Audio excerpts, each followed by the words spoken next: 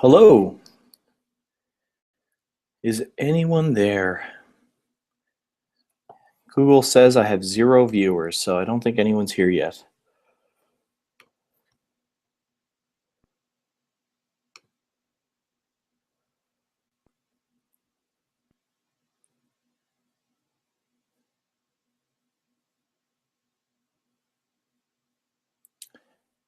Okay, if people can ask a question using the chat feature and let me know when you're ready to go.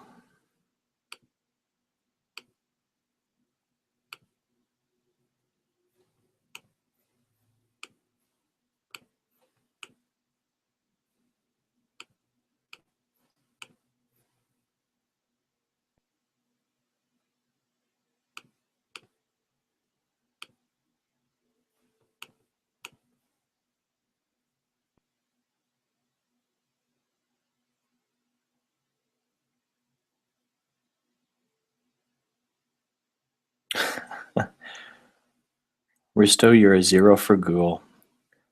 That makes me sad as well. I don't think that's true. Okay, we've got 2 viewers, so I think other people will join us shortly. Okay, I am going to just stop screen sharing for a minute just to make sure I've got the right one. There we go.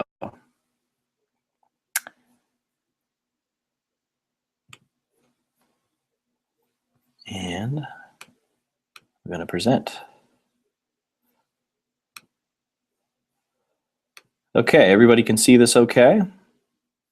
Hopefully. All right, I'm going to get into it.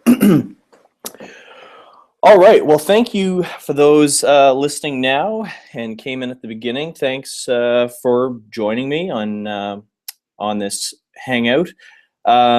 We're going to talk about how to convert free trials into paying customers. And as you all know, I'm sure this is part of International Conversion Rate Optimization Day, which is put on by the fine folks at Unbounce. And there's a ton of great talks happening today. Maybe you got to listen to a few already. I know this is kind of a bit later than the rest of them. So before we get into the topic, I'm just going to talk just so kind of you know who I am. So I'm a designer. I used to freelance. Then I ran a web design agency here in Halifax. So for those who don't know, I am from Halifax, Nova Scotia, based in Canada. Just a little peninsula sticking out in the middle of the Atlantic Ocean. So about an hour behind, or actually an hour ahead of New York time. So just to get your bearings on where exactly in the world I am. And so I ran a web design agency for a number of years with the person who's my current co-founder, Kevin Springer. We ran that together until we sold it last year and launched Proposify, or I should say, focused on building our startup, Proposify. So Proposify is software mainly for other web design marketing agencies, freelancers, that helps them with proposals so they can streamline proposals easier, faster. So we started this. We just kind of launched an early beta in 2013, and then as we started gradually building out the product and getting it a little tighter, then we decided to sell our agency last year. Raised a modest investment and focused on it. So now we're a 4-person company, recently hit product market fit just late last year and have been growing fairly quickly ever since, and now looking to start expanding. So the problem that we faced for many years was this idea of how do you get somebody to actually whip out their credit card and pay for an account? That seems to be the hardest thing. Like for us, it wasn't overly hard to get people to, generate some interest in the product, bring them to a landing page, get them to sign up for a free trial. But what we faced for a lot of years, it feels like a lot of years. I don't think it actually was many years, but it felt like a long time, about a year and a half, that it was just really hard to get them to actually convert to a paid account. And so we tried a lot of different things to try to get them there. And thankfully, we started noticing a big spike in our customer base that's, again, started late last year around September and has just been growing around 40, 50, 60% every month. Last year, our revenue, our monthly recurring revenue grew by 68%, so pretty quickly. And so now what I tried to do is put it all into a presentation to kind of see, how could you replicate some of that? If I had to do it over again, I probably would have done a lot of things differently. And I've now learned a lot of what works and what doesn't work, and more importantly, at what point do you do different activities, right? Do you start focusing on converting people before you have product market fit and all that kind of stuff? So I think it's really important, especially when you run a small startup, to not try to spread all of your effort and your activity over in too many different places, right? You don't want to be, spending a lot of time A/B testing your landing page to get them to sign up if the product isn't there, or if it's not generating value for your users. So that's what I'm going to cover today. So first of all, before you can really optimize anything, you have to first build a product people want. And that is a mouthful, right? That's very easy to say, but actually building a product that people want and that are willing to pay for is a whole other matter. So I'm going to talk a little bit about that. And then we're going to talk about the activation trigger and onboarding new trial users, because that's something you have to get right if they're going to pull their credit card at the end of the 14-day trial, 30-day trial, 60-day trial, however long your trial is. During that period, it's so critical to treat a new user to your software very differently from how you treat somebody who's been using it for months or years even. So again, just to kind of bring home the point of what the problem that a lot of startups face, especially when they haven't hit product market fit yet, is it's easy enough sometimes to get traffic to your site. You can get people to sign up for the free account, but how do you fix that hole where people just get to the end of their trial and they cancel their account, or they just leave it alone, they don't do anything, and nothing seems to work? So these are kind of the 4 steps we'll start from. So first of all, starting from a solid foundation means that you need to have a product that people want and are willing to pay for. Here are some of the steps to get there. So, it doesn't make a lot of sense to spend all this time, again, optimizing the top of your funnel if they just bleed out the bottom. So to start from the bottom of your funnel when you run a SaaS company, you need to focus on retention and focus on how to deliver value to your customers. It could take months, it could take weeks. It kind of depends on how complex your product is. And so for us as a very small startup, our problem was the fact that we had, we were trying to build a document editor in a browser, which there's a lot of apps out there that do that. We're competing with Google Docs, which obviously has a few more resources than a 4-person startup. So, it wasn't very easy to get to building something that's solid and stable enough that a lot of people are going to use it without a problem. If you don't follow Ben Yoskovitz at all, he writes a blog called Instigator, and he's always got really good content around product development, building startups, lean analytics. He wrote the book Lean Analytics with Alistair Kroll, so he's always got a lot of good insight when it comes to building online products. So, he basically says in a recent blog post, which I've linked to it in this slide share, will be available after the talk. So without engagement, so if you can't make something sticky that people keep coming back to and using, then you're not going to survive. And that's unfortunately the problem with most SaaS startups, is if they can't build something sticky that people want, then the rest of it, you can do all the conversion rate optimization on your landing page you want. You're not actually going to survive long term. So how do you build something people want? Well, first of all, there's some books here that I've linked to and highlighted that I'm sure if you guys run SaaS companies, you've probably read this stuff before. Lean Startup by Eric Ries, and what I just mentioned, Lean Analytics by Alistair Kroll and Ben Yoskovitz. These are great books because they talk about that early stage where you're just trying to find out, what kind of product you should be building for what market. Go through that empathy stage where you're doing a lot of customer development and talking to people and trying to figure out, how to solve their problem. I'm not going to go into that too much because, there's a lot of better stuff out there, but essentially learning who your audience is and not trying to market it to everybody, being able to pick a market that you really know and understand. So that was just to use, I'm going to use Proposify as an example throughout this presentation, just because it's obviously what I know and the experience that I can draw from. So like in our case, we're building a product that's mainly aimed at designers, developers, marketers, agencies, freelancers, so people in that kind of space. So if you run like a construction company or you're an accountant or something, our product, you could use it, but it's probably not going to be a good fit for you. And that was very intentionally by design, because I came from the agency world and, I'm a designer, I know how to solve a problem for me, but I don't necessarily know how to solve a problem for an accountant or a construction worker, or a contractor, I should say. So that was kind of why we started with that market, was because we knew where the pain was, and we validated that by going out and talking to people, putting together personas. If I'm sure many of you have done that. If you haven't, it's a very useful exercise to list out who your ideal customer is and put kind of a name and a face around them. Tell a story about how they currently try to solve the problem that you're solving, and how they do it poorly, and the different contexts that they use, applications and websites.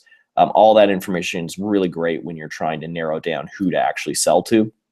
I'm going to reference a few Groove posts for this presentation, because if you haven't already started looking at Groove's blog, it's fantastic. Alex Turnbull writes the startup journey blog, Journey to 100K, which is now Journey to 500K in monthly recurring revenue. So he's always got really good information. And it's a good blog to read. So I've linked to a post he wrote about basically nonstop customer development, and how, as a founder, picking up the phone and talking to customers is one of the best things you can do. And especially if you can systemize it, where you can kind of find the recurring themes, learn the language that your customers use, and try to pinpoint how you can solve their problem. This is something I don't think any of us really do enough of. I know I certainly haven't, but the times that I have actually created a test on usertesting.com and watched some people use the product for the first time has been very insightful. I've caught bugs, I've caught major usability issues doing this. And especially with something like usertesting.com, because it's crowdsourced, you can find people who more or less fit your target audience. You can specify that these are people who have written proposals in our case, or people who have worked in marketing companies or advertising or design companies. And then the other thing to do, of course, so once you've got a product out there, your MVP, or even if you're kind of past that stage and you've come out of beta, you should be, if you're not already, tracking engagement metrics to kind of find how are people using your product, what different actions are they doing within the product. So here I've shown some of the metrics that we track with Proposify. So one of them is, the amount of comments per user, the amount of users that get invited, how many proposals get sent per user within a given time period. So all that information is really helpful. And I'm going to talk more about finding that activation trigger, or that one thing that you want your trial user to do that sort of increases the likelihood that they'll become a paying customer. This is something a lot of people probably know about, but if you don't, it's the product market fit survey that was kind of pioneered by Sean Ellis, the growth hacking guru that he is, a person who coined the term growth hacking. So he recommends sending out a survey where you ask your customers, how would you feel if you couldn't use it any longer? And if the answer is very disappointed, and 40% or more say they're very disappointed, there's a good indication that you've at least hit initial product market fit and you can start scaling your product. So if the majority aren't disappointed or they don't use the product anymore, then you kind of have to go back a few steps, do more customer development, learn from people how you can build something that's going to deliver value to them. And again, just to kind of drive home that point that you can't, can't growth hack a product that stinks, right? You need to make sure product market fit's there and then optimize. So, okay, let's say that you've done that. You've got, you've got a good product, people enjoy it, people use it, and they stick around. So now how do we get to the point where somebody signs up for a free trial to use your product, and you want them by the end of that 14 days, we'll say for sake of argument, that's when they're going to, whip out their credit card and sign up for a paid account. So the most important thing to kind of learn, whatever kind of product you're building, is you need to find what your activation trigger is. So what is an activation trigger? It's that one thing that your user needs to do in order to get value from your product. So I'm going to give you an example of what at Proposify, what we found our activation trigger was. So when I look at our stats from the last 6 months overall, and actually our trial to pay, please forgive the typos, not trial to pad, trial to paid. So when I look at the average over the last 6 months, our trial to paid conversion rate has been somewhere around 12%. And actually it's quite a bit higher now. It's more around 17, but averaged concluding 6 months ago, it works out to about 12%. So that's the amount of people who sign up for a free trial and then come out on the other end as paid customers. Now, the thing that was interesting is we use Kissmetrics, and I'm not sure if you guys use Mixpanel or there's all kinds of great tools out there to kind of track in-app metrics, but Kissmetrics is a really good one.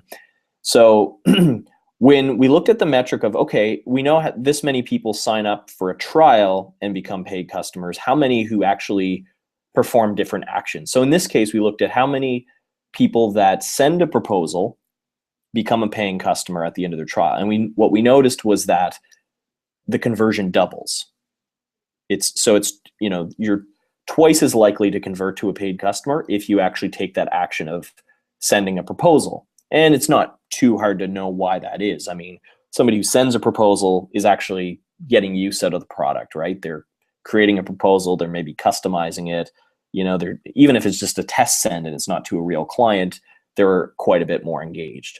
So right then and there, we kind of know, okay, that's our activation trigger.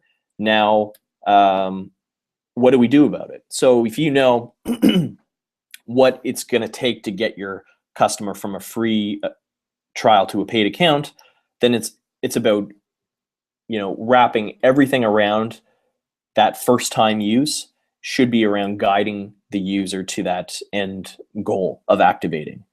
And some SaaS apps have kind of an easier activation path because they don't have to do all this stuff of like setting up a proposal, customizing their template. So for example, Groove, the customer support app, they talk about their activation trigger being, logging into your email host and setting up a mailbox so that it forwards, support emails into Groove. And, if you haven't done that, then there's no way you can get value out of their app. So everything they do is to guide people towards setting up their mailbox. So for us, we've got places in the app where it's like, okay, you're in the editor, the big green button that's sort of saying next is about sending your proposal. Email, I'm going to talk about email a lot throughout this because email is an incredibly important way to guide free trial users into paying customers and then retain them later on. So, now that we know, okay, our activation trigger is have you sent a proposal, then throughout that whole 14-day period, we're going to use emails to look at these red flag metrics. So if we know after a certain amount of days, in this case, after a bit over a week, we set up a cron job to basically say, has this user sent a proposal, yes or no?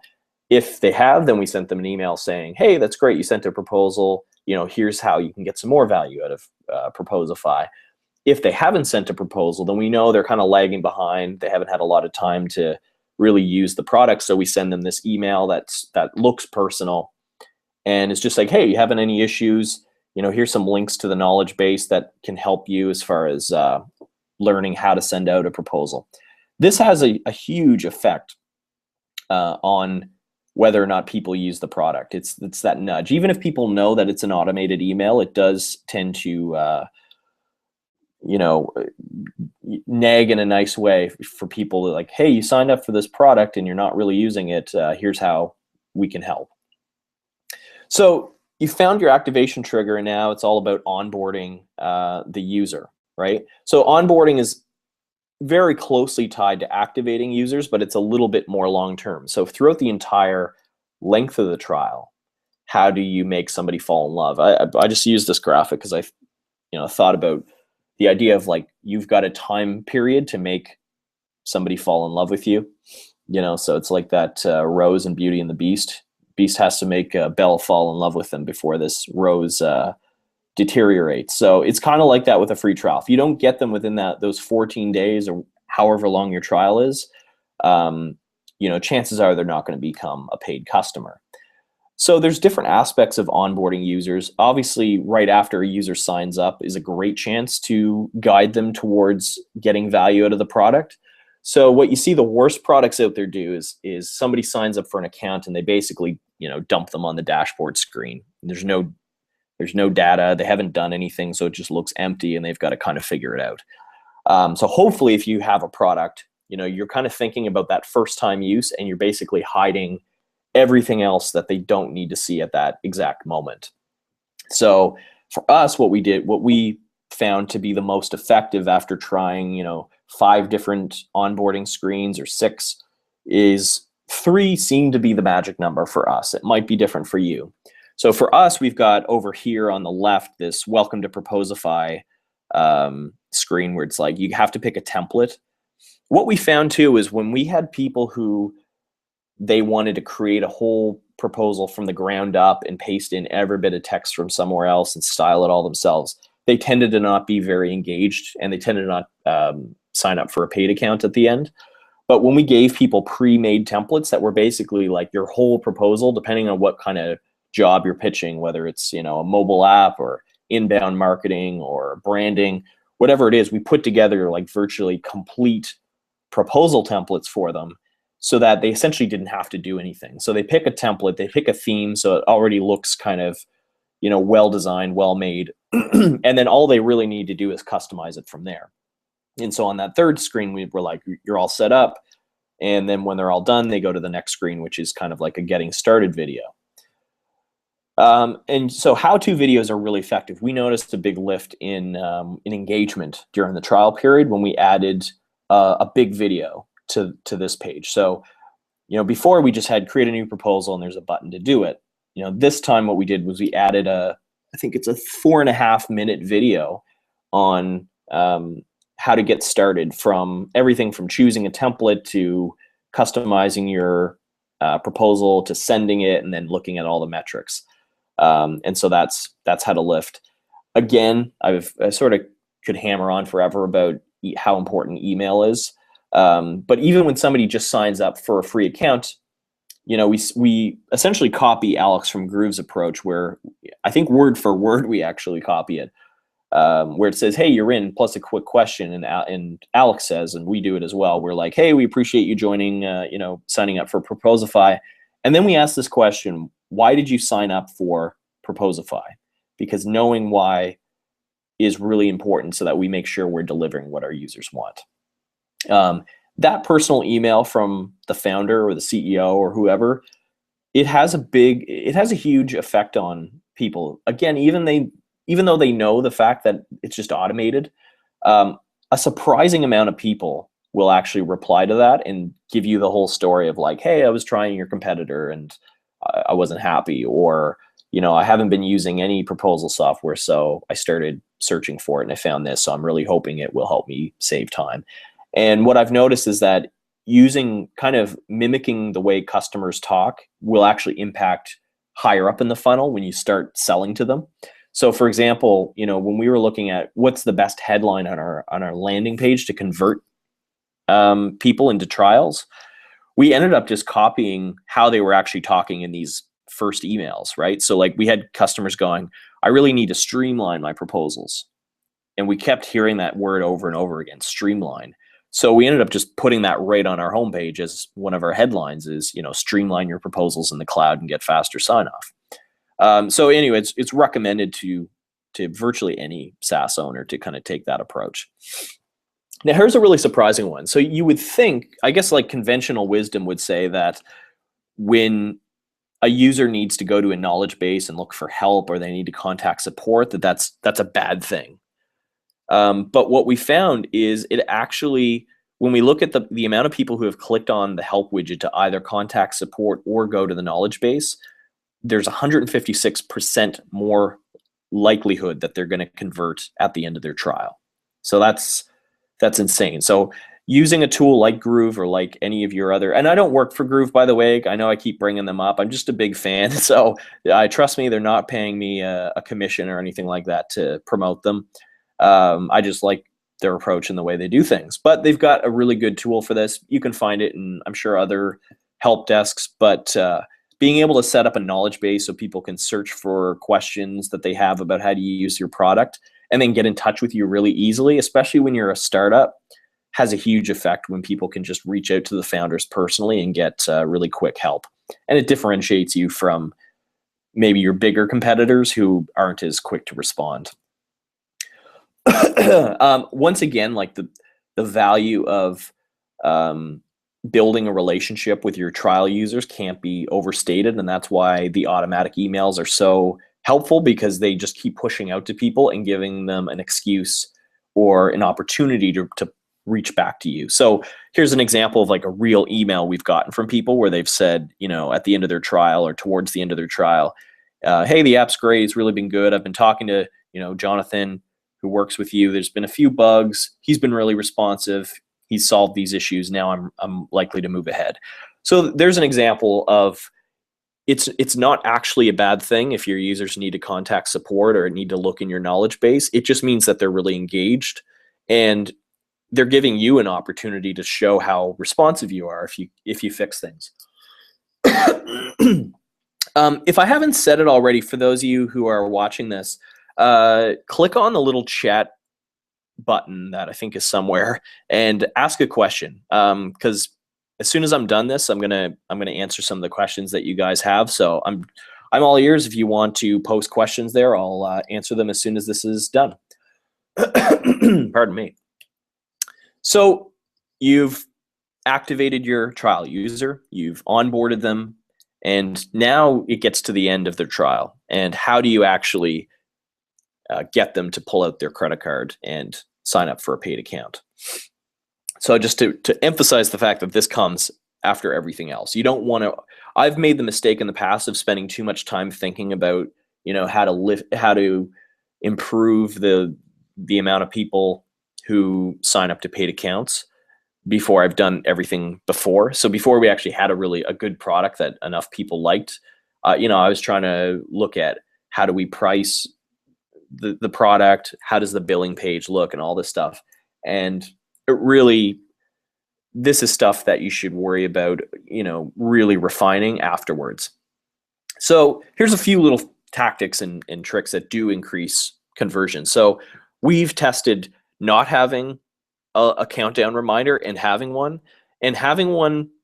has a slight increase in conversion. And, I don't know the psychology behind that, but when somebody starts an account and you're like, you have X many days before this is over, it seems to kind of give people that incentive to like, okay, I need to use this. I need to get as much out of this free trial as I can, especially if they needed to like send a proposal.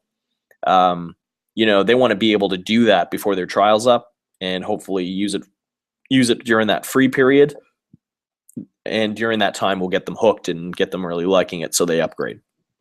So some people don't show a reminder. Some people do. It probably is different for everybody, but having that little reminder up in the corner of how many days you have left seems to help.